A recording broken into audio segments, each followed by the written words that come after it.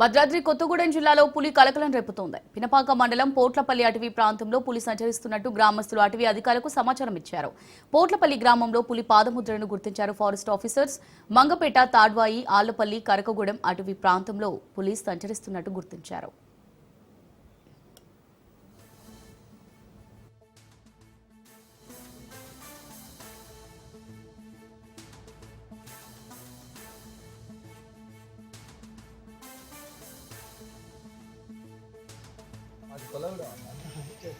అన్న నేను ఆడుకున్నప్పుడు మా ఫేవరెట్ నమస్తే తెలంగాణ సార్ అవన్నీ గుర్తే అవతల అదే సీతనగర్ గుట్ట అవతల సార్ ఎందుకు కౌంటర్ అయిందో.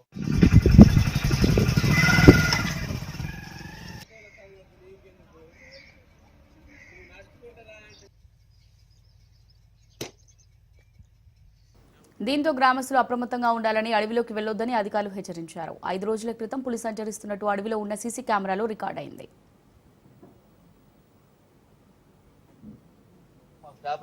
నమస్తే తెలంగాణ సార్ అవన్నీ గుర్తే అవతల అదే సీతనగర్ గుట్ట అవతల సార్ ఎందుకు కౌంటర్ అయింది.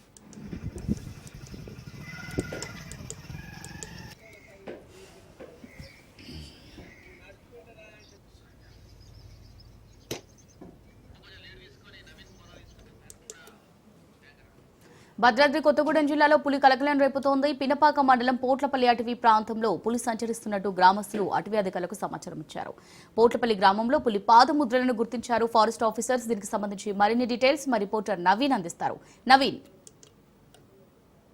భద్రాద్రి కొత్తగూడెం జిల్లా ఏదైతే పినపాక నియోజకవర్గంలో పులి మరోసారి కలకలం సృష్టిస్తుందని కూడా చూడవచ్చు. ఏదైతే గతంలో 2 నెలల క్రితం కూడా ఇదే అంటే పినపాకు సంబంధించినటువంటి కొన్ని ప్రాంతాల్లో పులి సంచారం ఉందంటూ కూడా అక్కడ ఉన్నటువంటి ఫారెస్ట్ అధికారులు గుర్తించినట్లుగా కూడా చూడవచ్చు. అయితే 2 నెలలుగా ఆ పులి అడుగు జాడలు కనిపించకపోవడంతో అది అక్కడి నుంచి వెళ్ళిపోయిందని అందరూ కూడా ఊపిరి తీసుకున్నట్లుగా కూడా చూడవచ్చు. అయితే ఈ నేపథ్యంలో ఈ రోజు ఈ గోదావరి పరివాహక ప్రాంతమైనటువంటి కరకగూడెం పినపాక మండలాల్లో మరలా కూడా ఈ పులి సంచరిస్తుందని తెలియడంతో అటు చుట్టుపక్కల ఉన్నటువంటి ఆదివాసీ గిరిజన ప్రాంతాలలో ఉన్నటువంటి ప్రజలందరూ కూడా ఒక భయాందోళనలో ఉన్నట్లుగా కూడా చూడవచ్చు. ముఖ్యంగా మనం చూసుకుంటే ఏదైతే Rayalapeta Golluguda north beat compartment 2 fungal వాగులో అంటే అక్కడ ఏదైతే వాగులో నీళ్లు తాగుతున్నటువంటి పులిని అక్కడ ఉన్నటువంటి రైతు ఒకరైతే అంటే నీళ్లు తాగుతున్నదాన్ని అయితే వీడియో తీసినట్టుగా కూడా చూడవచ్చు. దాంతో అక్కడ పులి సంచరిస్తున్నట్టు కూడా అక్కడ ఉన్నటువంటి గ్రామస్తులందరూ కూడా భయాందోళనకు చెందుతున్నారు. అయితే దీంతో అక్కడ ఉన్నటువంటి ఫారెస్ట్ అధికారులకు సమాచారం అందించడంతో